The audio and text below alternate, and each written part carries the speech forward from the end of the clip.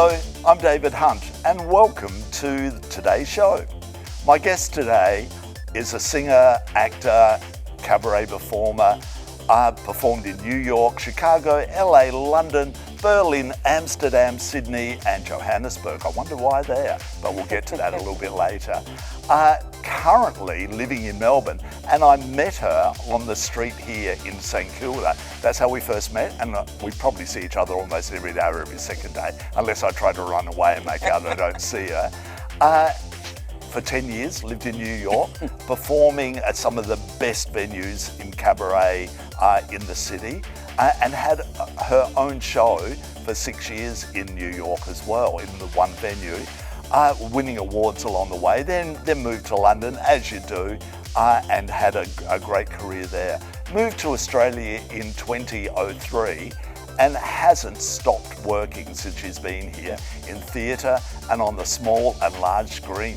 Yep, she's done it all. Even on Neighbours. Yep, she's been on Neighbours. You can't ask for anything more than that. Let's talk to her. One of my favourite street people in St Kilda, Natalie. Hello. Hello, David. That's a great introduction. Thank you. My pleasure, my pleasure. So where did it all start for you? You know, like what country was it that started it all for you? I was born in what was Southwest Africa. It's now Namibia, which is this tiny little desert town. And really, I mean, we didn't really have theatre or anything, but I just knew, I don't know how I knew. Yeah. But I knew that I was going to be an actor. My parents did some amateur melodramas and things for Round Table. They would raise money that way. Right.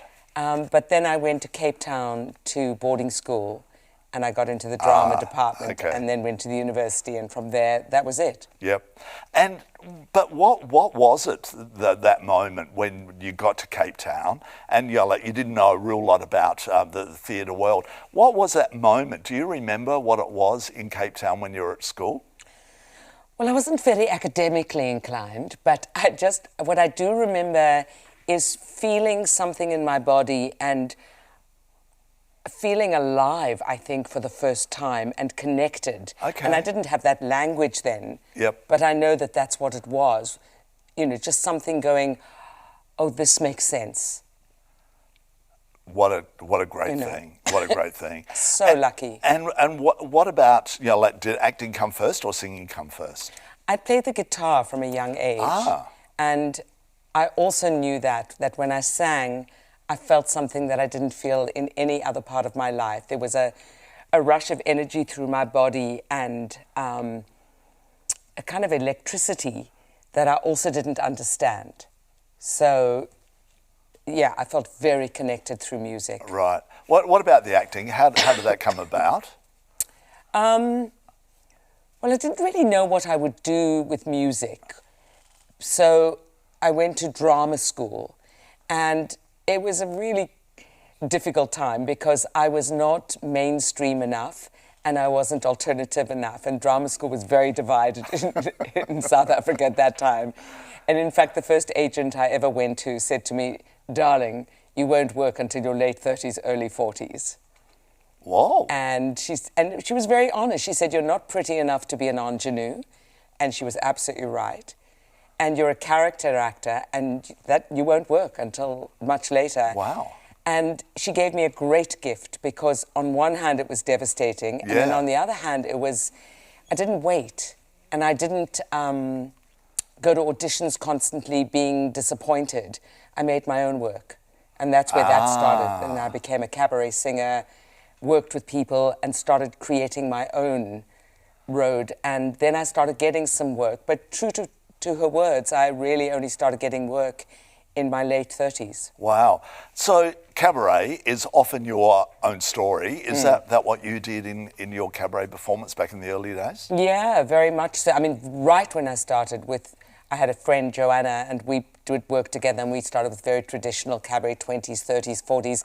But we were also in South Africa in the 80s, and it was a very, very volatile and very scary time with state of emergencies and tanks in the street. And wow. So we learned how to be very clever, and Joanna's a writer, and as long as, and the secret police used to come to the club, but they didn't really understand satire. So as long as you were satirical, you could get away with it. So we were in army uniforms and we were singing songs about, you know, really explosive stuff. But if you were obvious, you were arrested.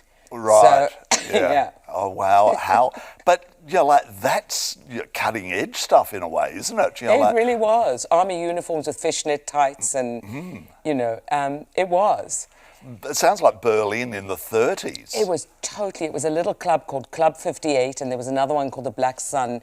And I would drive my little Volkswagen Beetle, park, and there would be the tanks on the street, and you'd go up these stairs, and there was smoke and drunkenness and incredible, you know, and it was the only place people felt normal. You could be gay, straight, black, white, and from this repressive regime, there was a moment of normality for everyone, and it really exploded in that club. Wow. It was our home, and we really developed our craft there. And yes, Barbara and Uto ran it. They were a couple, and they nurtured us. And you know, there was way too much alcohol, but that's part of South Africa. It's so mad that everyone's just kind of living like this on the edge, you know. Yeah.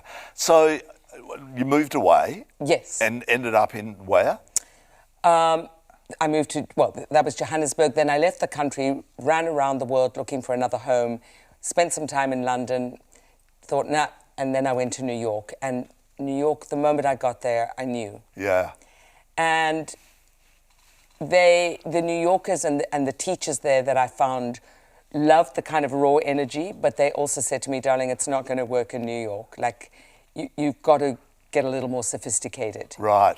And New York is a sophisticated cabaret town. It is, yeah. And so I had to shed a lot of that kind of raw energy, you know, and sweep my hair up and put on a long black dress and shave under my arms and, you know, as Joel said to me once, darling, do you want people to listen to you sing or look at the hair under your arms? You know. That is so funny. And and somebody else said, it ain't called show party, it's show business. And so I learned a lot in New York and really how to sharpen skill, because I think what I love about America is that people are skilled. Or should I say New York, not America? No. You know, most of the people I worked with had been dancing since they were 4, singing since they were 4. Yep. So it's you don't have the freedom that you had in South Africa or in Australia to do a lot of things. You do one thing and you do it brilliantly. And I was very, very grateful for how my craft was honed there. Yeah. But then I came here, and the first thing someone said to me is, you know, you're very sophisticated, and that's not a compliment in Australia. I was like, oh. Yeah. So I had to shed a lot of that. Wow. But, well, let's just go back to New York before, because that's hysterical about coming to Australia. Yeah, like, but you forged a great career for yourself over there, didn't you? You know, like that for 6 years, the one-woman show that you did. Well, there were a few things. I worked in a fantastic cabaret club called 58. 88. 58 was the South Africa one. 88's run by Irv Rabel down in the Village. Whoa. And I had done a cabaret symposium, and that's where you really could meet Julie Wilson and Margaret Whiting and Craig Cornelia and all these incredible people who poured. I found New Yorkers incredibly generous. They pour their knowledge into you, and they're very much about the next generation, the next. So I learned a lot, and then I worked at the Russian Tea Room and the Cabaret Convention. And Whoa. But I also was in a fantastic live soap opera for about 6 years called Burning Habits, and people would come every week to see the next episode. We'd rehearse on a Sunday and Monday, and then on a Tuesday night. Right. But the cabaret world really became my world there. And I learned so much.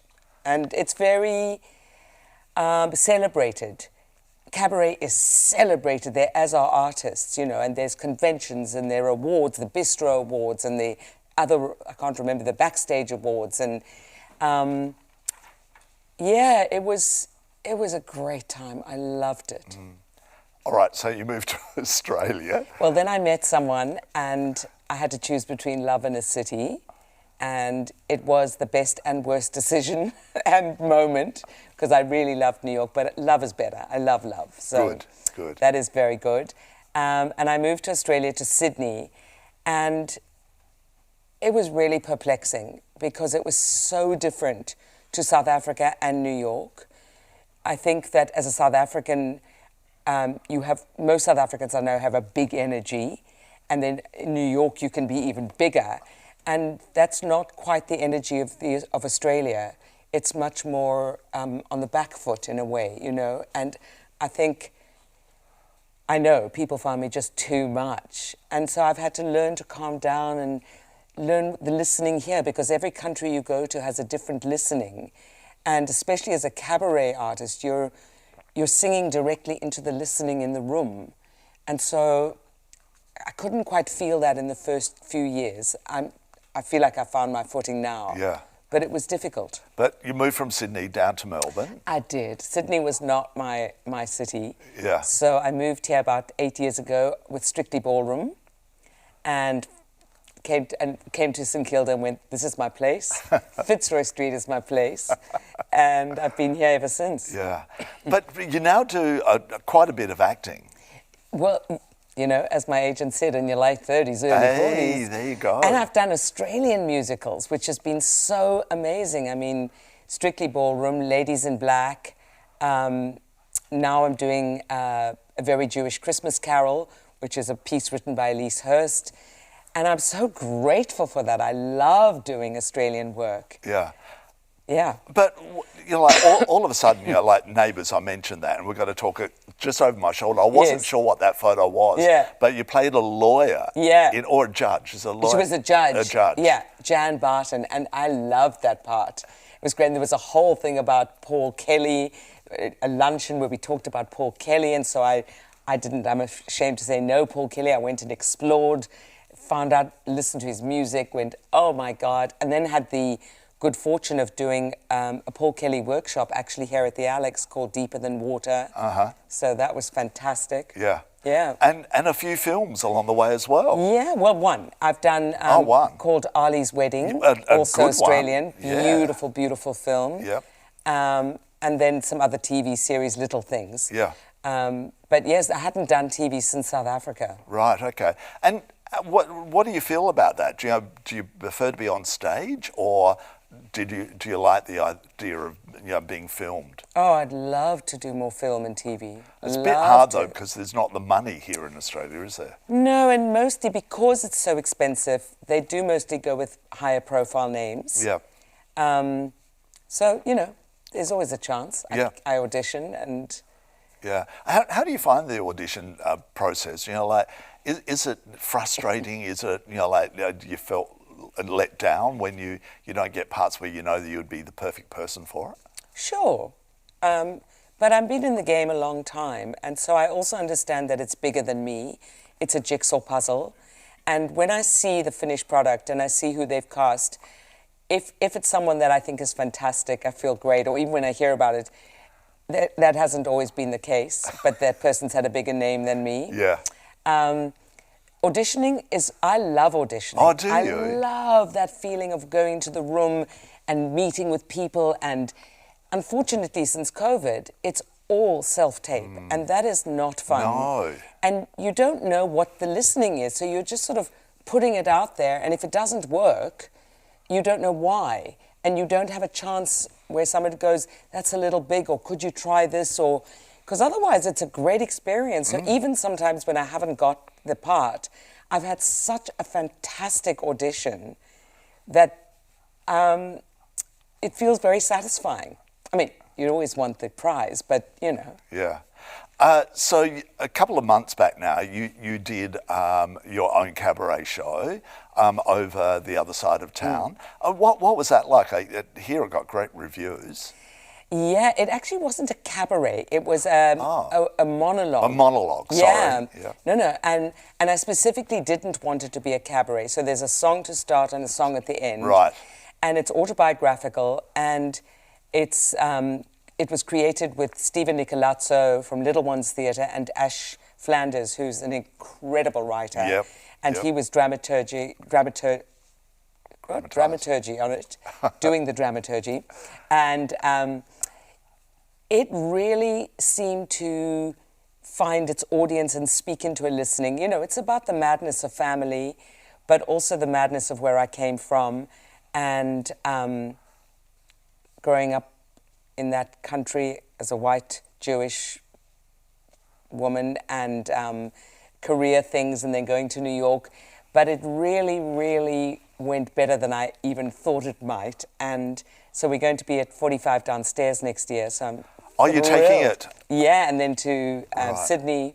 Wow, you know, like that must be so rewarding, because nothing's worse than just doing it, you know, like for one small season. Yeah. And I find that with a lot of theatre, that, you know, like, and I can't move forward with it because funding or this, that and the other. So that's great news. Congratulations. Thank you. I mean, it is, I'm so grateful, because it was, you know, luckily and blessedly, Ash and Stephen took it on as a love project. Right. So for some years we met and talked. None of us got paid, because otherwise it would not be possible. Yep. And then we all split the profits, paid the pianist, and, you know, probably works out to about $1 an hour, you know. Wow, extravagant. I know.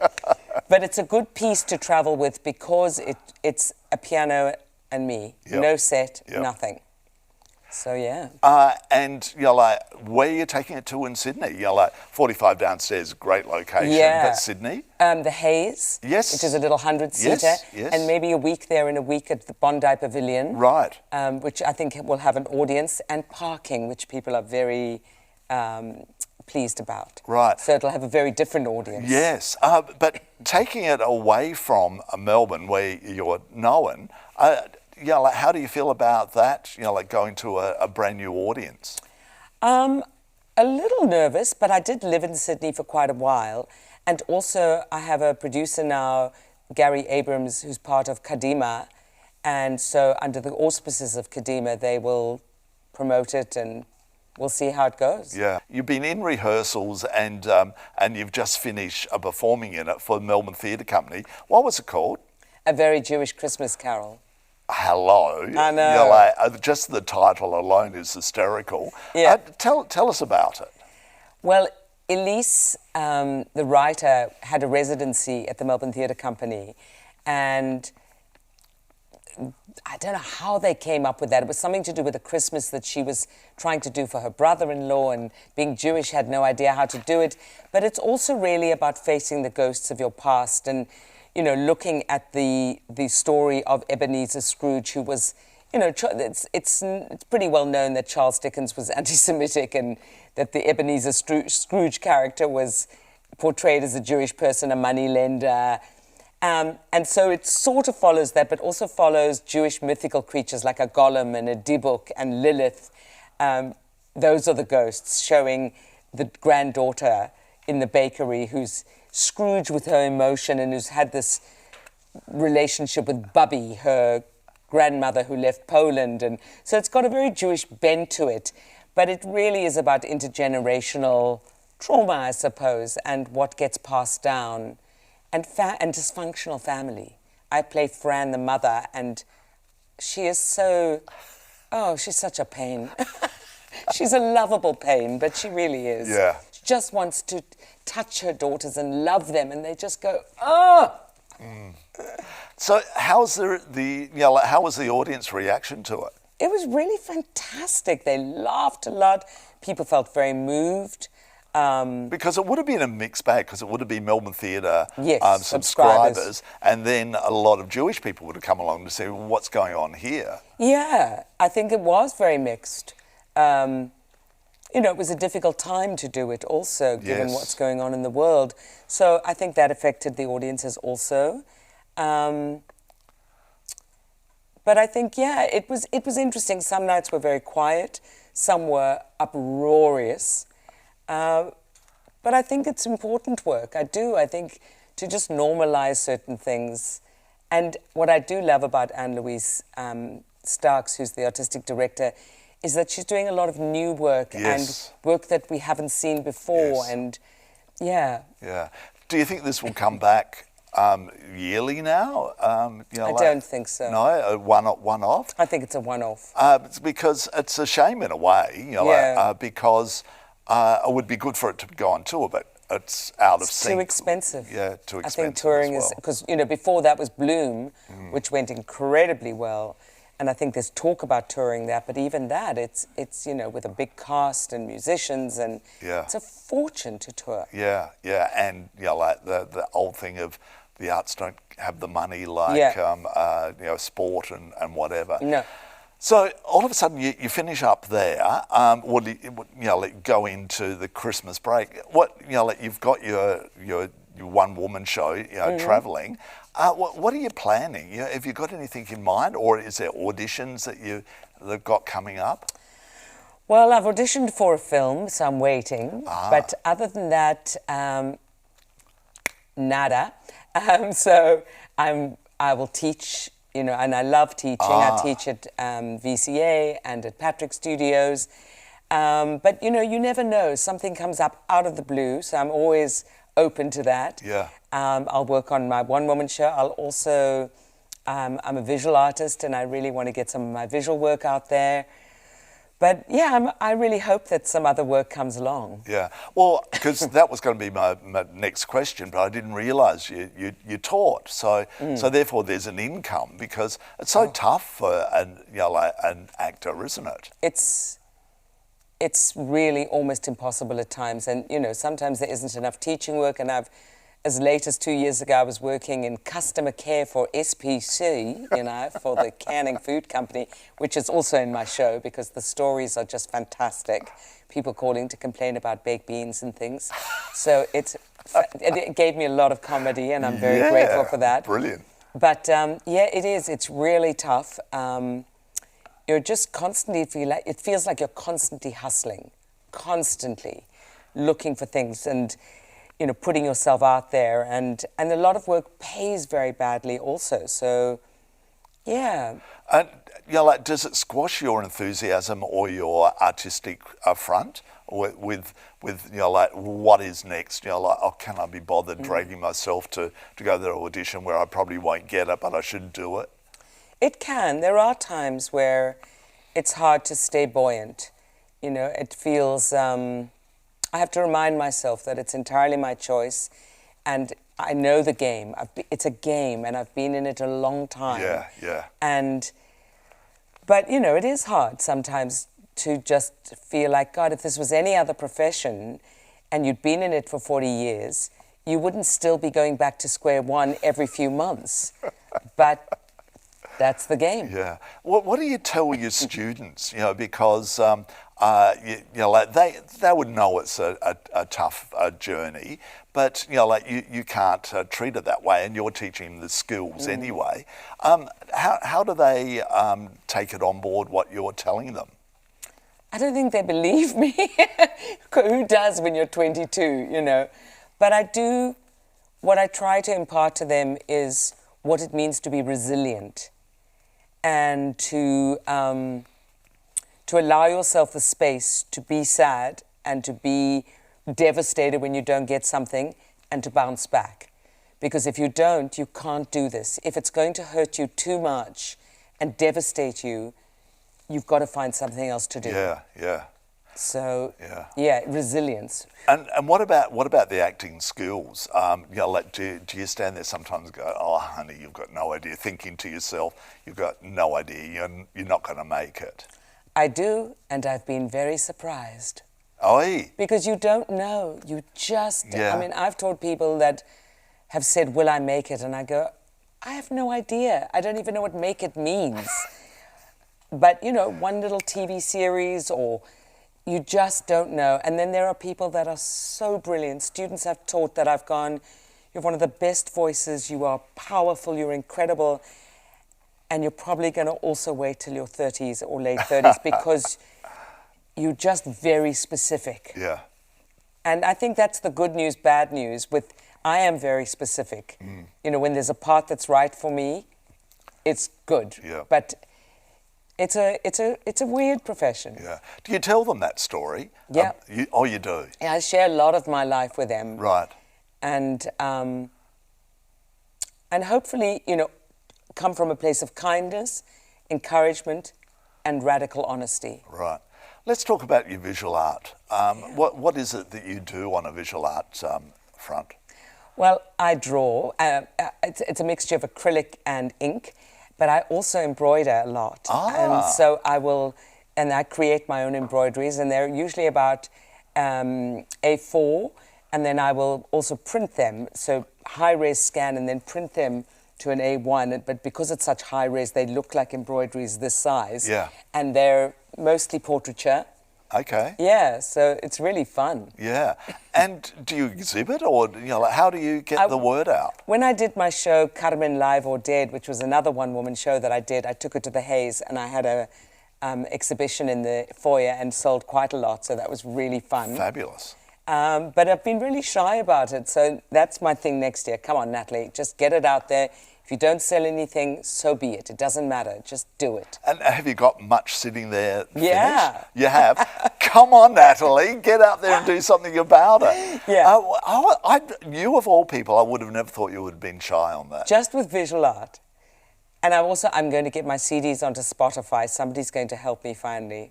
Right, okay. Yeah. So own music? Yeah. No, it's mostly covers. Covers, yeah. Right, okay. Yeah.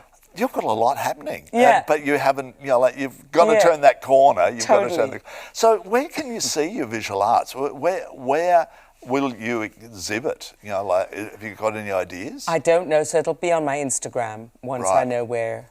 So nothing's up at this stage? No. Hey. I know, David, I know. Just friends who come over and go, oh, and then send someone. And so it's all just been very...